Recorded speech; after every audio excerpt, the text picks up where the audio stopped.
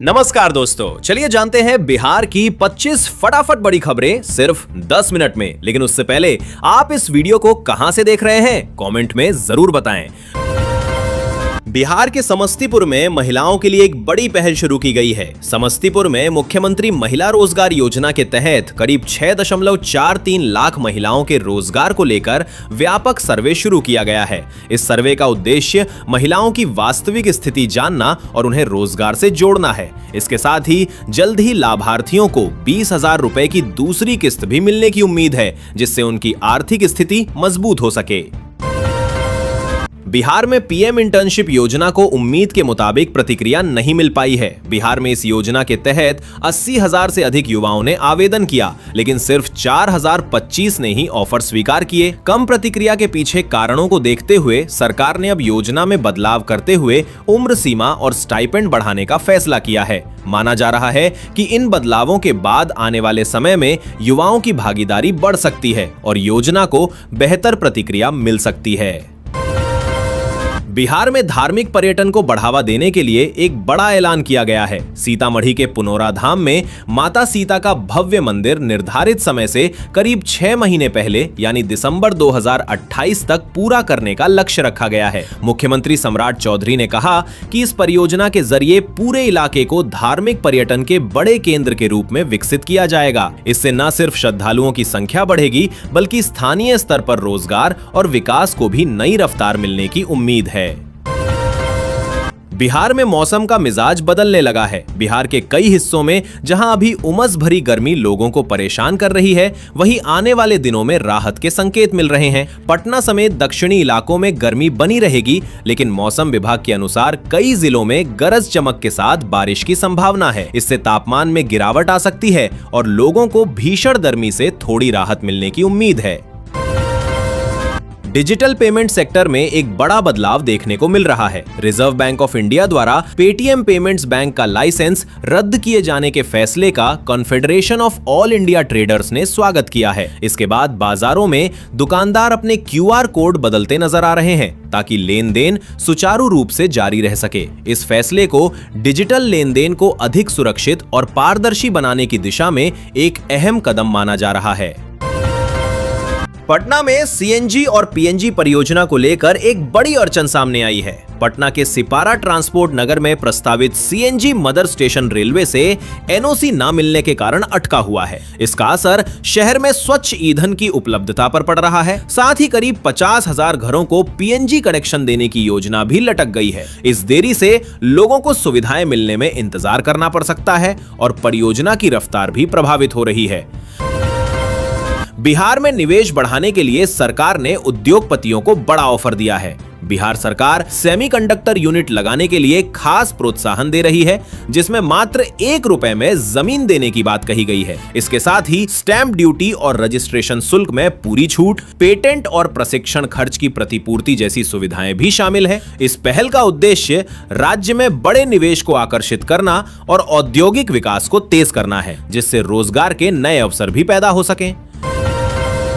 बिहार में रेल यात्रियों के लिए एक अच्छी खबर सामने आई है। समस्तीपुर से दरभंगा के बीच रेल खंड का दोहरीकरण अब अंतिम चरण में पहुंच गया है। अधिकारियों के निरीक्षण के साथ स्पीड ट्रायल भी जारी है और उम्मीद है कि जुलाई के बाद इस रूट पर दोनों ट्रैक पर ट्रेनों का संचालन शुरू हो जाएगा। इस परियोजना के पूरा होने से यात्रा और तेज व सुगम होगी। साथ ही ट्रेनों की संख्या और समयबद्धता में भी सुधार देखने को मिलेगा। बिहार में कानून व्यवस्था को लेकर सख्ती का असर साफ नजर आ रहा है। बिहार पुलिस अब बड़े आपराधिक मामलों की हर हफ्ते मॉनिटरिंग कर रही है, जिसके चलते चार्जशीट दाखिल करने में करीब 23% की बढ़ोतरी दर्ज की गई है। डीजीपी के सख्त निर्देशों के बाद लंबित मामलों का तेजी से निपटारा किया जा रहा है। इस पहल का उद्देश्य अपराध नियंत्रण को मजबूत करना और न्याय प्रक्रिया को तेज बनाना है, ताकि लोगों का भरोसा कानून व्यवस्था पर और बढ़ सके। बिहार में बढ़ती गर्मी और जल संकट को देखते हुए सरकार ने सख्त कदम उठाया है। बिहार में PHED विभाग ने क्षेत्रीय अधिकारियों की छुट्टियां रद्द कर दी हैं ताकि पानी की सप्लाई पर लगातार निगरानी रखी जा सके। इस फैसले का उद्देश्य यह सुनिश्चित करना है कि किसी भी इलाके में पानी की कमी ना हो और लोगों को समय पर पर्याप्त जलापूर्ति मिलती रहे। गर्मी के इस दौर में प्रशासन अब पूरी तरह अलर्ट मोड में नजर आ रहा है। बिहार में धार्मिक पर्यटन को बढ़ावा देने के लिए एक बड़ी योजना पर काम शुरू हो गया है। सम्राट चौधरी के नेतृत्व में सरकार हरिहरनाथ से पुनवरा धाम तक एक भव्य कॉरिडोर बनाने की तैयारी कर रही है। इस परियोजना का उद्देश्य भोलेनाथ से मां जानकी मंदिर तक एक मजबूत धार्मिक कनेक्ट बनाना है, जिससे श्रद्धालुओं को बेहतर सुविधा मिल सके। साथ ही इस कॉरिडोर से पर्यटन को बढ़ावा मिलेगा, स्थानीय अर्थव्यवस्था को गति मिलेगी और रोजगार के नए अवसर भी पैदा होने की उम्मीद है। बिहार के नरकटियागंज में छात्राओं को सशक्त बनाने की दिशा में एक अहम पहल की गई है। नरकटियागंज के एक स्कूल में आयोजित कार्यक्रम में महिला सुरक्षा अधिकारों और आत्मनिर्भरता पर विशेष जागरूकता दी गई। इस दौरान पुलिस अधिकारियों ने छात्राओं को साइबर अपराध से बचाव और आत्मरक्षा के तरीकों की जानकारी भी दी। इस पहल का उद्देश्य लड़कियों को जागरूक और आत्मविश्वासी बनाना है, ताकि वे अपने अधिकारों को समझ सकें और सुरक्षित रह सकें। बिहार में पर्यटन को नई ऊंचाई देने की तैयारी शुरू हो गई है। राजगीर में ग्लास ब्रिज की सफलता के बाद अब देश का पहला क्लिफ वॉक बनाया जा रहा है, जो लोगों को हवा में चलने जैसा रोमांचक अनुभव देगा। ये प्रोजेक्ट एडवेंचर टूरिज्म को बढ़ावा देने के साथ साथ बिहार को एक नए पर्यटन केंद्र के रूप में स्थापित करेगा। इसके शुरू होने से पर्यटकों की संख्या बढ़ेगी और स्थानीय स्तर पर रोजगार के नए अवसर भी पैदा होने की उम्मीद है। रेल यात्रियों के लिए एक अच्छी खबर सामने आई है। झारहा जंक्शन पर अब पूर्णिया कोट से आनंद विहार जाने वाली स्पेशल ट्रेन का ठहराव होगा। ये सुविधा 26 अप्रैल से शुरू हो रही है, जिससे यात्रियों को सफर में और आसानी मिलेगी। साथ ही सहरसा दरभंगा रेलखंड के न्यू बाईपास मार्ग पर भी ट्रेनों का संचालन शुरू किया जा रहा है, जिससे यात्रा और अधिक सुगम और तेज होने की उम्मीद है।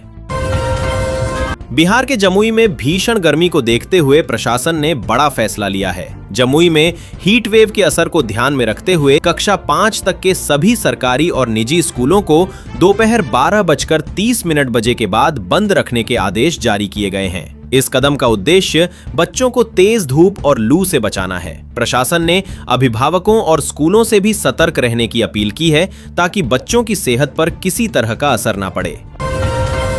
बिहार में महिला सुरक्षा को लेकर सरकार ने सख्त कदम उठाने शुरू कर दिए हैं। बिहार में एंटी रोमियो स्क्वाड की तर्ज पर कार्रवाई तेज की जा रही है, जिसमें स्कूल और कॉलेजों के बाहर पिक पेट्रोलिंग शुरू होगी। इस पहल के तहत पुलिस दीदी यानी अभया ब्रिगेड को हाईटेक बनाया जाएगा और इसके लिए करीब 4700 वाहनों की व्यवस्था की जा रही है। इसका उद्देश्य छात्राओं और महिलाओं की सुरक्षा सुनिश्चित करना और मंचलों पर सख्त कार्रवाई करना है, ताकि सार्वजनिक स्थानों पर माहौल सुरक्षित बना रहे।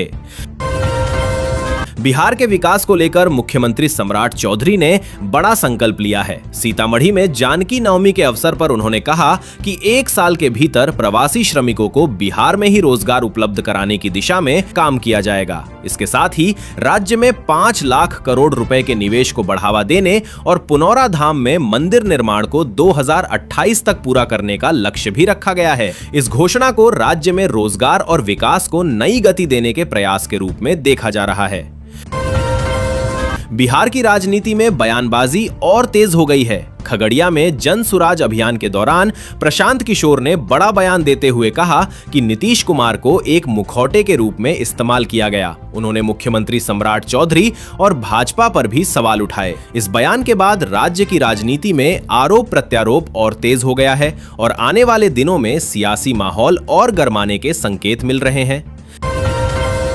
बिहार के औरंगाबाद जिले में सड़क विकास को लेकर बड़ा कदम उठाया गया है। औरंगाबाद में मुख्यमंत्री ग्रामीण सड़क उन्नयन योजना के तहत 614 सड़कों का निर्माण और सुदृढ़ीकरण किया जाएगा। करीब 1342 किलोमीटर लंबी इन सड़कों पर 13 अरब रुपए से अधिक खर्च किए जाएंगे। इस योजना के पूरा होने से गांवों को बेहतर कनेक्टिविटी मिलेगी, जिससे आवागमन आसान होगा और ग्रामीण क्षेत्रों के विकास को भी नई गति मिलने की उम्मीद है।